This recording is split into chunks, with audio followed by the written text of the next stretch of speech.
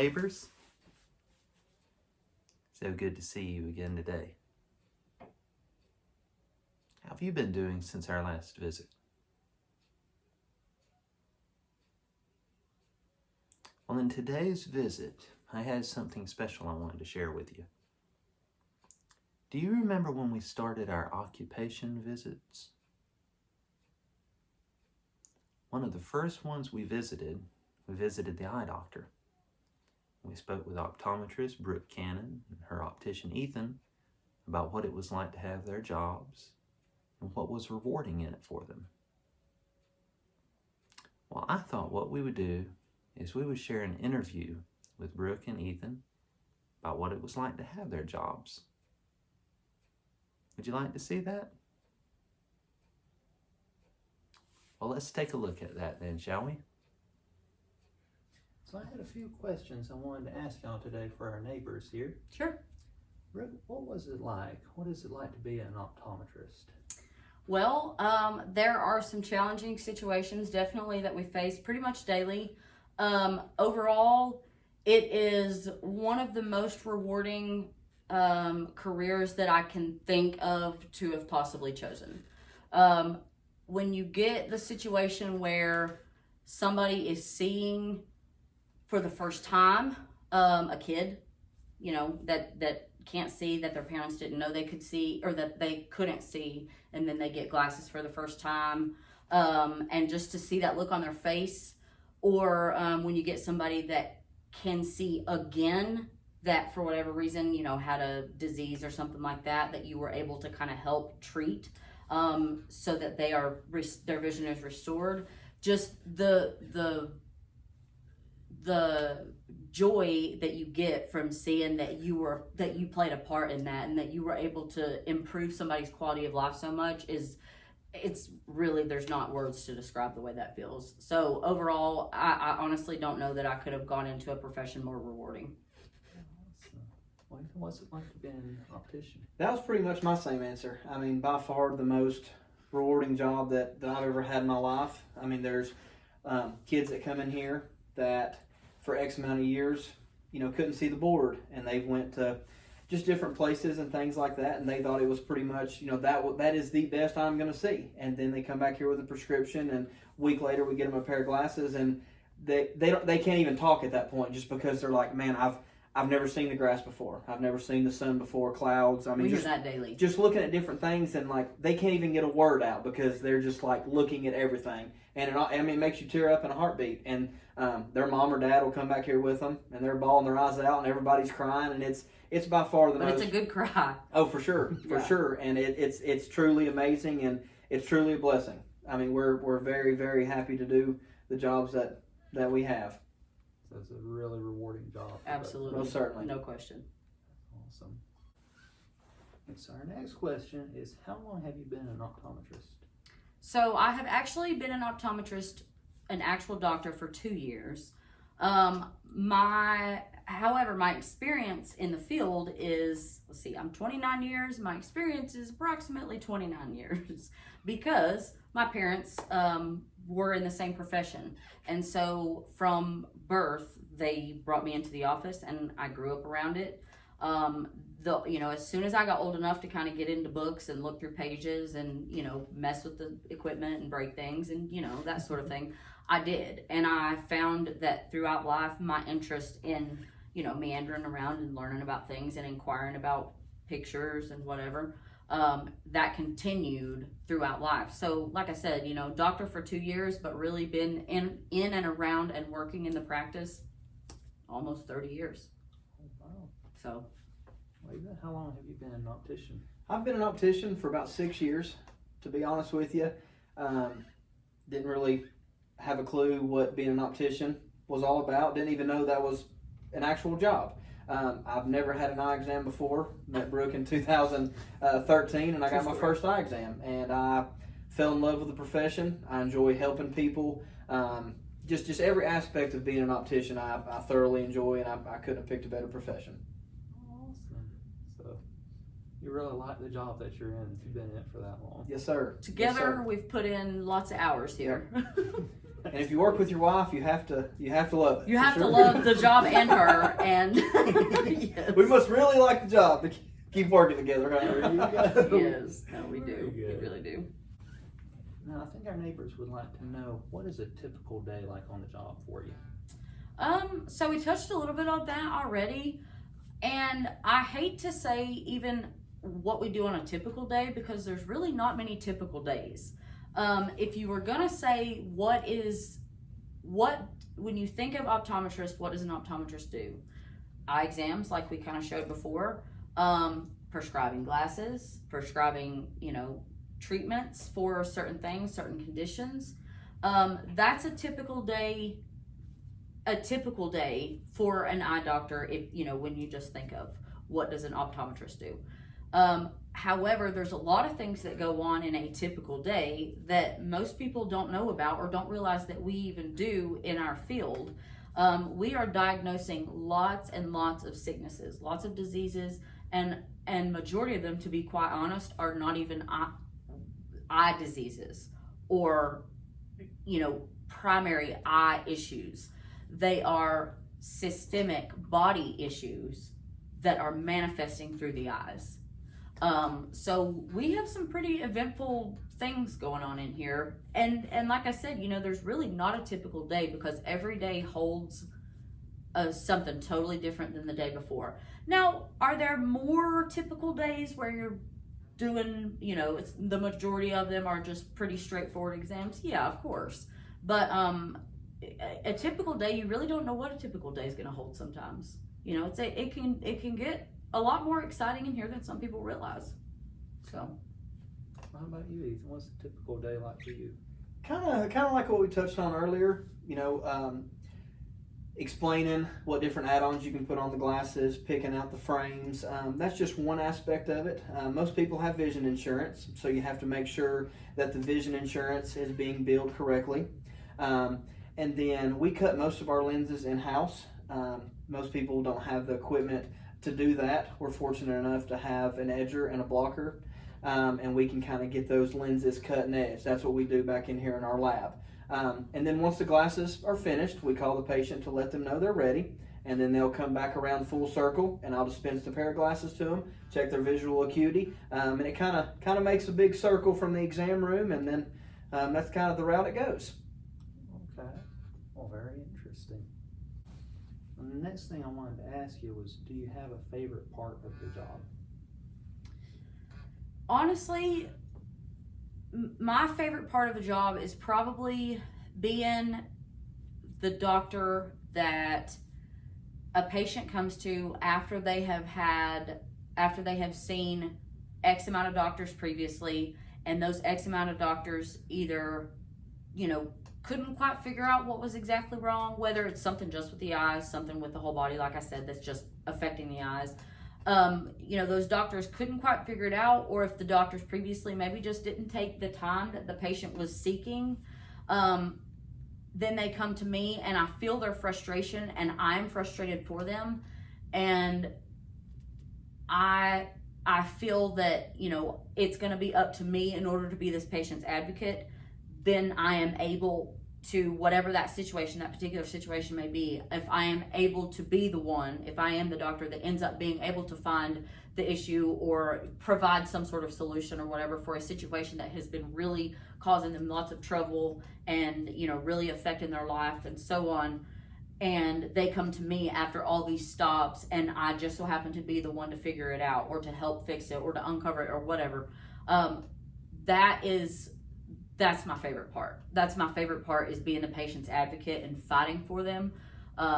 Because lots of times, doctors are overworked, doctors are overbooked, and they're not able to take the time with patients that they maybe would like to, or they, whatever the situation may be. For whatever reason, this patient's fate ended up in my hands, and if I am able to be the doctor, just, the final stop that is able to help this patient's particular situation, that's my favorite part of what I do. So the patient's feelings are very important to you. Yes, because I have found that in this day and age with everything so fast paced and everything so hustle and bustle, like I said, maybe previous doctors haven't been able to spend the time that they want with that patient and with that patient's particular situation. And if it's not right off the bat, it's not obvious what that patient's issue is or what their underlying situation is, then the doctor just kind of writes them off and says, sorry, here's a Band-Aid for your situation. Not that that was intentional, but just it happens a lot. And if that patient comes to me and I feel their frustration, I feel their grief, and I feel what it's doing to their life as a whole, then I make it my responsibility to be that patient's advocate. Even if it does step out of the realm of eyes just a little bit, I want to be that patient's advocate, and I want to help make their life better, their overall life better. Whether that be, fixing their eyes that the guy before me couldn't do or wasn't able to do, or whatever the situation is. I like to be the patient's advocate, and I like to, I just like to overall improve their quality of life. That's great. Well, Ethan, do you have a favorite part of your job? I would agree with her 100%. And just like we touched on earlier, there's nothing more rewarding than, like I said, that kid or that mom or dad or whoever it is just seeing for the first time in a long time. And nobody can see out of each other's eyes, obviously, so you don't know what they're seeing. And in their mind, it's normal. And then when they put the contacts in or those glasses in, and they're like, man, I've been missing out majority of my life of this type of clarity. And it's awesome to be the one that can just witness that. It doesn't matter how busy it is. And to be a part of it. Yeah, just exactly. To be a part of it. Not necessarily to take credit for it. Oh, by no means. But just to be a part of it and to be a part of that patient's journey to that point. That is great. Yes, sir. Okay, so my next question I wanted to ask you is, does your job ever get difficult? Nope. Never? Just kidding. Yes, absolutely. And it gets difficult in many different aspects. It gets difficult in a sense that you're not always going to know what's in your chair. You're not always going to know what you're looking at. What is this? Holy cow, I've seen a million eyes. I've still never seen this. And you'll find that, mom's been in practice for 32 years and she still to this day will say, I've never seen this. That's difficult. So, the actual medical aspect of it, it's also difficult in that there are situations. Now, fortunately, this doesn't affect us as much as it does other professions, other medical professions. There are situations where you have to deliver some pretty bad news, as in your vision's gone, and unfortunately, once it's gone, it's gone. There's nothing that we can do except for utilize, make the most of what you've got. That's a tough conversation to have. It's a tough conversation to have when you say, based on what I'm seeing in your eyes, it's indicating that there is probably a life-threatening condition in the body. Tumors, cancer, swelling in the brain, that sort of thing, multiple sclerosis, myasthenia gravis, lots of different things. That's a tough conversation to have.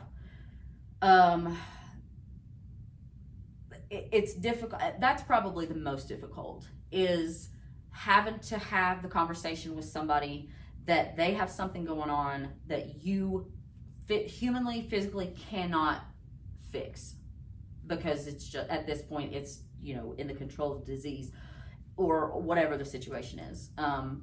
That's the most difficult, because you're here to be their doctor. You are here to fix things. You are here to better them. That is why they are seeking doctor's care. And when you have to be the one to tell them, unfortunately, this is a situation that's out of our control, that's probably the toughest part. So, also, I would definitely agree with that as well. And also too, when you want to fix 100% of the problems that come in here, and it's just that's just not possible. I mean, anywhere you go, that place is not going to fix 100% of the issues that walk in the door. And when you want to, and sometimes you you don't, and somebody walks for that reason, or as far as they can't see other glasses or something like that. I mean, I know it's frustrating for the patient, but I can promise you it's just as frustrating to us. Not that we're frustrated at the patient, we're frustrated because we want to help 100% of the patients, and that's just not possible. And when you care about your job that much and you care about the patients that much, that's just kind of what you do. And there's a lot of sleepless nights where we're like, man, you know what? Wait, let's call this patient tomorrow and see if just try this, or we'll talk to different professionals in this profession, down the street, different states or whatever the network we have, to see if there's any ideas. And I can promise you, if somebody has an issue, we still try to go above and beyond to even fix the issue after the fact. It's not like, well, you left, well, I'm sorry, sorry about your luck. We'll continue working on it even after the patient's gone. It's not the case at all. We will exhaust all potential pathways until every last option is exhausted. And when you exhaust all those, different pathways, and you visited them all and have ended up at a dead end at all of them, that's tough. It's tough because the patient's dependent on you. You can't deliver. You're trying to, exactly. And when you can't do that, it's hard. It's hard. The feeling is really deep inside of you for the job that you're having to do for that particular patient. Most definitely. The next question I wanted to ask you is, what do our neighbors need to know if they want to do a job like yours? So to become an optometrist, I think the most important aspect is that you have to have the drive and you have to have the passion. There's a lot of training, obviously. There were many years of school that went into this. So 9 years after high school, to be exact. Then beyond that, there was even more, processes as far as passing your boards and passing your certifications and getting licensed by the state, getting licensed nationally so that you could practice, and that sort of thing. And then you have to continue every year to obtain your continuing education hours so that you can keep those licenses and so that you can keep renewing those certifications. So education-wise, yes, there's quite a bit. But I think the main thing that you have to have in order to adequately practice this profession is passion, because of all the things that we've talked about up to this point, because of the difficult parts of it, because of the long hours and the nights when you're up till 2 or 3 a.m. researching because you need to help this patient, or just all of it. You have got to have a love for what you do if you're going to put this much effort and time and heart and soul into it. So it's a combination of the knowledge, but also the heart, I think. How about you? What does it take to be an optician? To be an optician, there's 2 different routes you can go. You can go to a optician school for 2 years and then you get certified, or you can do 3 years of on-the-job training. I did 3 years of on-the-job training, and there's a series of different tests that you take to get certified in different aspects of the job.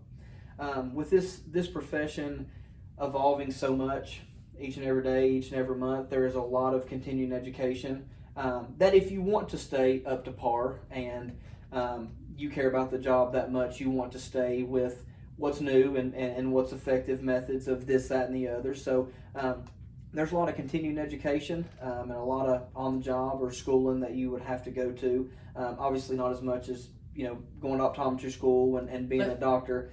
Your stuff is evolving, though, as fast or faster than ours, because everything he does is involving products.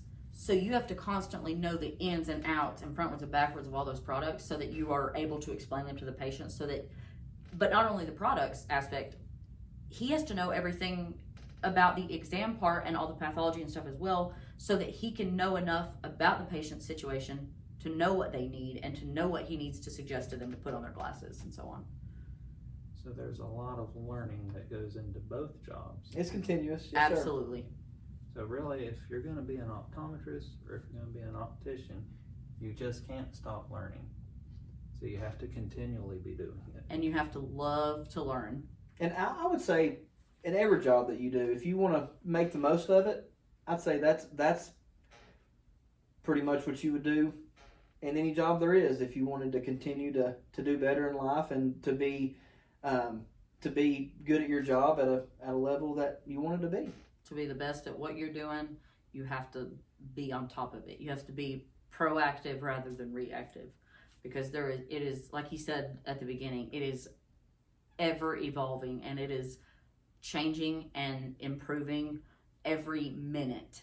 I mean, it's unreal, all the things that you have to keep up with daily. And your patients depend on you. So exactly. You're in competition with yourself only to be the best you can for your when patients. A patient walks in here. Yeah. We don't want anybody at all to have a mediocre experience. You can get that anywhere, and we strive to make everybody that walks in our door, even the mailman, to feel like he's at home or she's at home, and just to make sure that we have the utmost customer service that anyone could ever ask for. And if we are not doing that, we would love for someone to point that out, because we're always trying to be better and we're human, and it gets frustrating sometimes with different situations, and we want to be the best we can for that patient. You can tell that Brooke and Ethan really love their job. And that's what you should do. Whatever occupation you're in, work in your occupation with your whole heart. Because you're not only doing it for yourself, you're doing it for others. I'm glad that we got to have this time together today. Hope that you enjoyed the interview. And we'll have more interviews in the coming weeks. I love you, and we'll see you next time. Bye-bye.